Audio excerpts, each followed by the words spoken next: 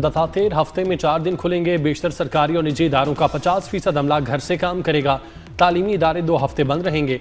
वज़ीर आज़म शहबाज शरीफ का कौम से खिताब। सरकारी गाड़ियों के ईंधन में 50% कटौती का ऐलान। सरकारी खराजात में 20% कमी। गैर ज़रूरी खरीदारी पर पाबंदी लगा दी। काबीना अरकान 2 माह की तनख्वाह और अलाउंसेज नहीं लेंगे। अरकान पार्लियामेंट की तनख्वाहों में 25% कटौती होगी। शहबाज शरीफ ने खदशे का इजहार किया कि आने वाले दिनों में पेट्रोल मजीद महंगा होगा।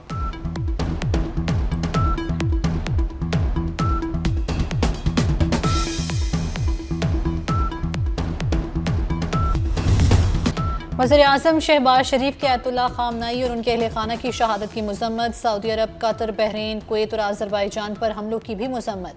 वज़ीर आज़म ने कहा, पाकिस्तान इन ब्रदर इस्लामी मुल्कों की सलामती को अपनी कौमी सलामती का हिस्सा समझता है। मुश्किल की घड़ी में ब्रदर इस्लामी मुल्क और उनकी आवाम के साथ शाना बशाना खड़े हैं।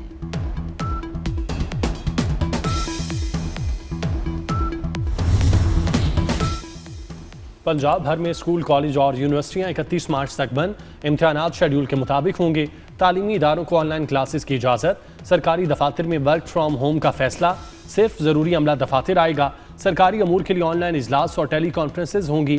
पेट्रोल बहरान खत्म होने तक सूबाई वज़रा के लिए सरकारी फ्यूल बंद।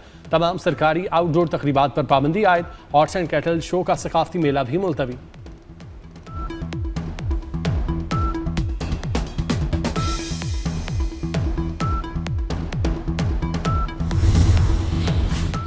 बलोचिस्तान में तमाम तालीमी इदारे आर्जी तौर पर बंद करने का ऐलान। सूबे के तालीमी इदारे 9 मार्च से 23 मार्च तक बंद रहेंगे। खैबर पख्तूनख्वा में 2 माह के लिए फ्यूल बचत इक़दाम की मंजूरी। मीटिंग्स वर्चुअल होंगी। गाड़ियों के अलाउंस में कमी। सरकारी दफातर में 50% वर्क फ्राम होम पॉलिसी नाफिज। प्रोटोकॉल गाड़ियों और हेलीकॉप्टर इस्तेमाल में कमी का फैसला। तालीमी इदारों में जुम्मे की छुट्टी का फैसला।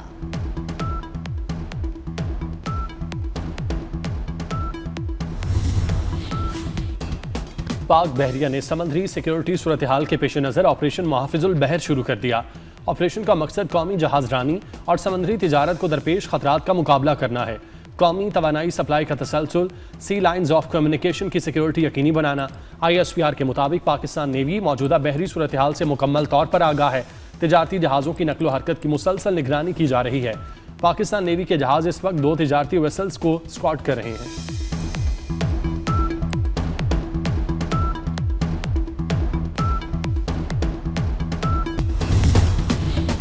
आबनाए हुर्मुज़ की बंदिश और तेल तनसीबात पर हमलों का असर। तेल की कीमतों को आग लग गई। खाम तेल की कीमतों में एक दिन में 30% का बड़ा इजाफा। ट्रेडिंग के दौरान खाम तेल की कीमत $117 फी बैरल तक पहुंची। इराक की तेल की पैदावार में 70% कमी, 30 लाख से कम होकर 13 लाख बैरल हो गई। बहरीन की ऑयल रिफाइनरीज पर ईरानी हमलों से पैदावार मुतासिर। माहिरीन ने खतरे की घंटी बजा दी। खाम तेल $120 फी बैरल तक जा सकता है। तेल कीमतों में कमी के लिए G7 मुमालिक मुतहरिक। खाम तेल के हंगामी ज़खायर के इस्तेमाल की तजवीज़ आ गई।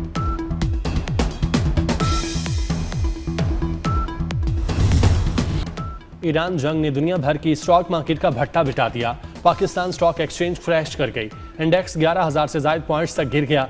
100 इंडेक्स 1,46,480 पॉइंट्स पर बंद हुआ। जापान स्टॉक मार्केट में 7% कमी। कोरियन स्टॉक मार्केट में 8.16% कमी रिकॉर्ड। हांगकांग का हैंग सेंग इंडेक्स 2.56% गिरा। भारतीय स्टॉक मार्केट में भी 2.7% कमी हुई। जर्मनी, फ्रांस और इतालवी स्टॉक मार्केट का भी बुरा हाल।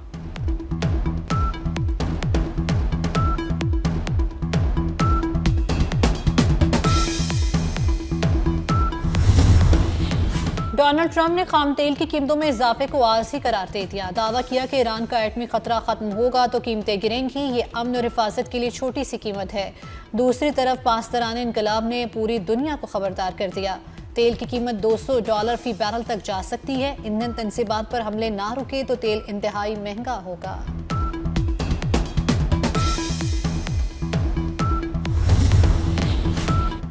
इसराइल के ईरान में तेल की तनसीबात पर हमले। अमरीका और इसराइल के दरमियान इख्तलाफात पैदा हो गए। अमरीका ने हमलों को हद से ज़्यादा करार दे दिया। ट्रंप के दामाद जेरेड कुशनर और नुमाइंदा खुसूसी स्टीव विटकॉफ आज इसराइल जाएंगे। इसराइली अखबार के मुताबिक इन हमलों पर अमरीका के तहफ़्फ़ुज़ात हैं।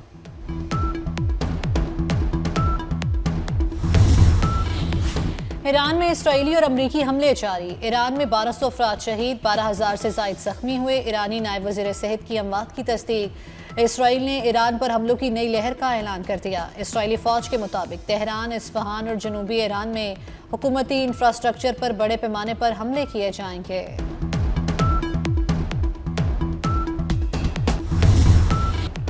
ईरान के अमरीकी अड्डों और इसराइल पर जवाबी हमले। तेल अवीव समेत कई इसराइली शहरों पर मिसाइलों की बारिश। ईरान का कुवैत के अल अधीरी एयरबेस को निशाना बनाने का दावा।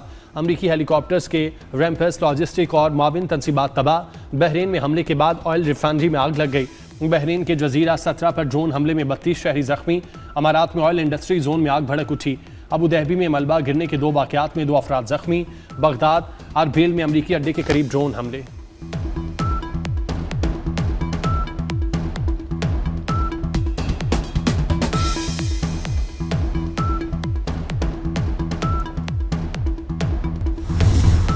आयतुल्लाह खामनाई शहीद के बेटे मुश्तबा खामनाई ईरान के नए सुप्रीम लीडर मुंतखब। ईरान की मुसल्लह फ़ौज ने वफादारी का अहद कर लिया। पासदारान इनकलाब का कहना है मुश्तबा खामनाई की पैरवी करेंगे। ईरानी मजलिस खबरगान की कौम से इत्तेहाद बरकरार रखने की अपील। ईरानी सदर मसूद पज़ेश्कियान का कहना है कि रहबर आज़म का इंतखाब इत्तेहाद की मजबूती है।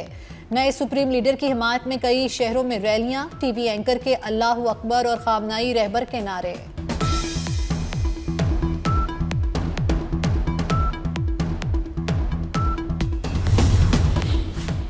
अमरीका ईरान को तकसीम करके तेल के वसाइल पर कब्जा करना चाहता है।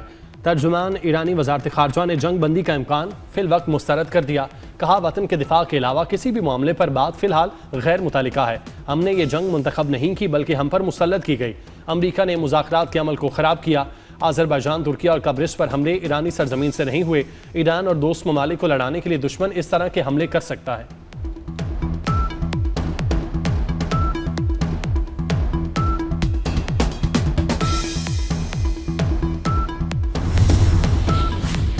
अमरीकी महकमा दिफा ने ईरान के साथ जंग में अपनी 7वें फौजी की हलाकत की तस्दीक कर दी।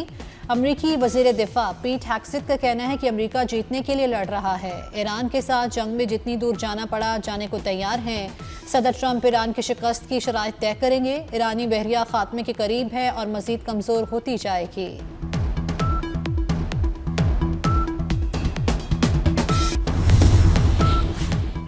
आज़रबाईजान में कोई हमला नहीं किया, ईरान ने वजाहत कर दी। ईरानी सदर मसूद पेज़ेश्कियान का आज़रबाईजान के हम मनसब से टेलीफोनिक रब्ता। कहा ईरान का नख्चेवान में ड्रोन हमले से कोई ताल्लुक नहीं। आज़रबाईजान के शहर पर हमले की तहकीकात करेंगे।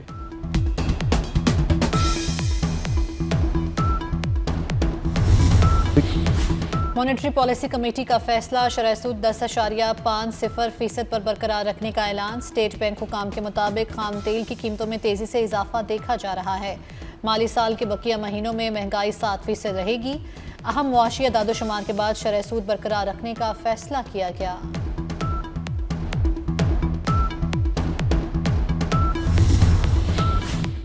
ऑपरेशन ग़ज़्व-ए हक़ जारी। अफगान तालिबान और फितनल ख़वारिज के खिलाफ पाक अफवाज की ज़मीनी और फ़ज़ाई मुअस्सर कार्रवाइयाँ। सिक्योरिटी ज़राए का कहना है अफवाज पाकिस्तान ने कामयाब कार्रवाई करते हुए पक्तिका में शाहीन बेस के एमुनेशन डिपो को मुकम्मल तबाह कर दिया। ऑपरेशन ग़ज़्व-ए हक़ अहदाफ हासिल होने तक जारी रहेगा।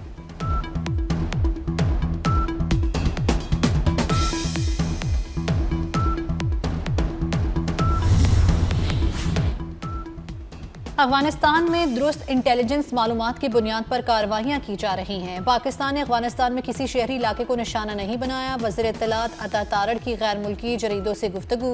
कहा कार्रवाइयों का हदफ सिर्फ दहशतगर्दों के बुनियादी ढांचे और उनके मुआविन निज़ाम रहे हैं।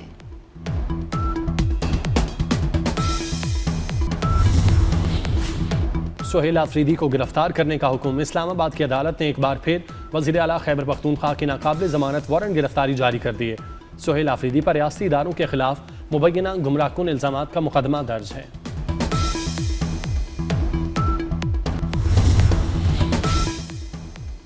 ईरान में मौजूद पाकिस्तानी सफारतखाने में फौरी तौर पर अपना इंदराज करा ले। पाकिस्तानी सफ़ीर की पाकिस्तानी शहरियों को एम्बेसी से रजिस्ट्रेशन करवाने की हिदायत। मुदस्सिर टीपू ने कहा है कि मौजूदा सिक्योरिटी सूरत हाल और दीगर मसाइल के बायस बसों का इंतज़ाम मुश्किल हो गया है।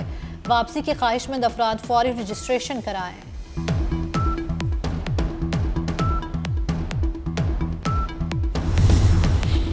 ईरान जंग और मशरक़ वस्ता ममालिक में कशीदगी, खलीजी ममालिक को जाने वाली परवाजें 10वें रोज़ भी मनसूख। लाहौर से दुबई, अबू धाबी, शारजा, दोहा, बहरीन समेत दीगर एयरपोर्ट्स पर जाने वाली 22 परवाजें मनसूख। मुसाफिरों को शदीद दुश्वारी का सामना।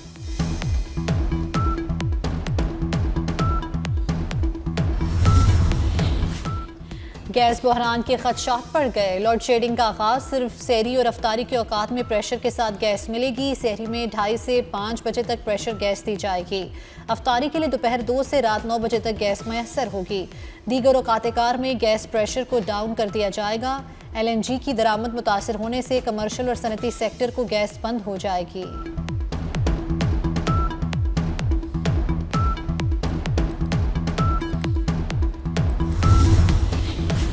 ईरान से आलूदा मौसमी निज़ाम पाकिस्तान में दाखिल होने का इम्कान, महकमा मौसमियात ने अहम हिदायत जारी कर दी।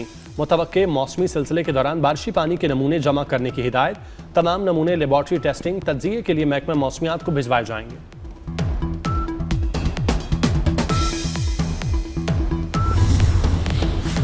और वर्ल्ड कप क्वालिफायर में शानदार कारकर्दगी, वज़ीर आज़म का कौमी हॉकी टीम के लिए इनाम का ऐलान। हर खिलाड़ी को 15 लाख रुपए इनाम दिया जाएगा। वज़ीर आज़म ने कहा, टीम ने हॉकी के शायकीन में जोश वलवला पैदा किया। मेगा इवेंट 14 अगस्त से बेल्जियम और नीदरलैंड्स में शुरू होगा।